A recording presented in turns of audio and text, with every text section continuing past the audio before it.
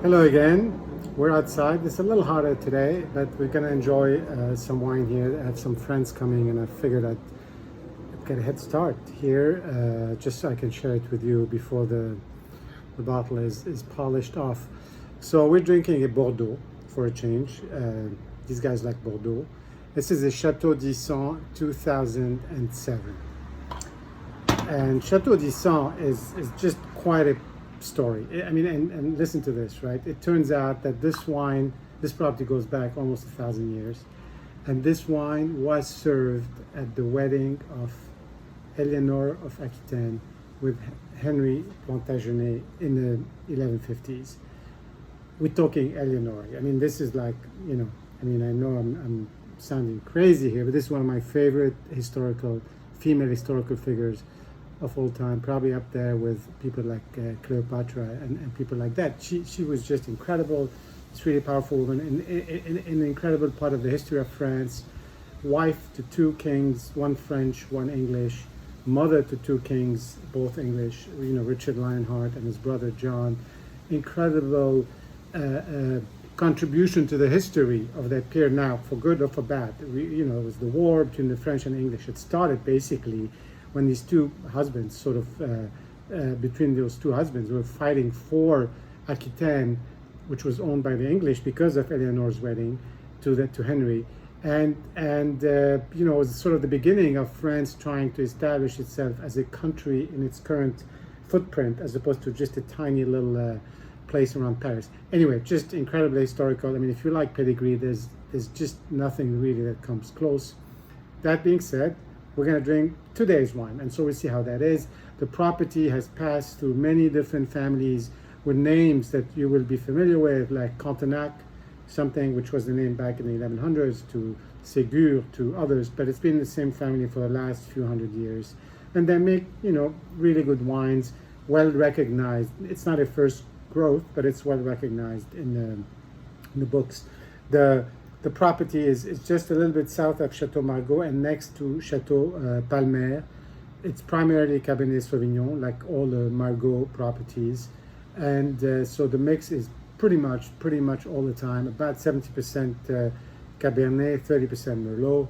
Sometimes there's a little bit of Cabernet Franc, 1 or 2% of Petit Verdot, but not in 2007. The property itself, the chateau, apparently is just incredibly beautiful. It is very picturesque. It's on the label, it's on the capsule, which I like to be able to take off sometimes, and it's also on the cork. So they're obviously proud of this. And this particular year was a difficult year, and not a very highly rated year. 2007 in Bordeaux, unlike the south of the Rhone, and the wines seem to be sort of a combination of like short and harsh. I don't know how to explain that. This is the bottle that was given to me by my good friend Mark from Lebanon. Mark and I have shared many bottles of wine together, wines going back to the 80s. So we both like some of the same things. So I'm looking forward to finding out for myself and with you guys what we think of this.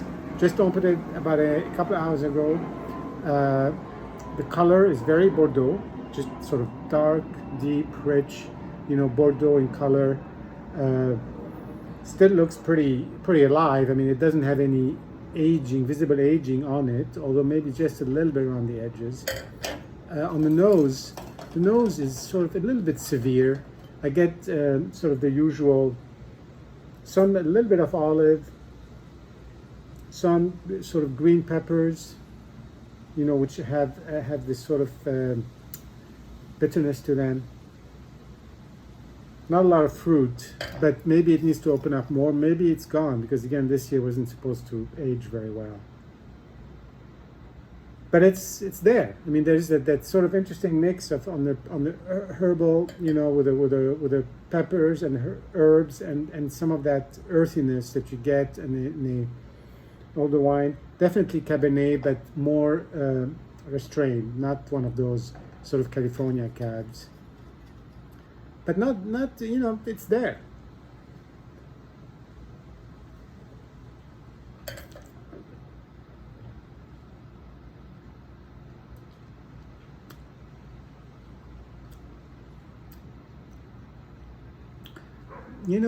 I mean, it is it's seen better days, I'm pretty sure. The the green pepper note sort of takes over a little bit, and I'm not quite sure how I feel about that. It's just interesting. It's a different flavor, but it doesn't really integrate well with the rest. The finish is not bad. The finish actually gets better because you feel softer tannins that sort of kind of cover a little bit the pepper, um, and then it's sort of a little bit of earthiness. Let's just take another.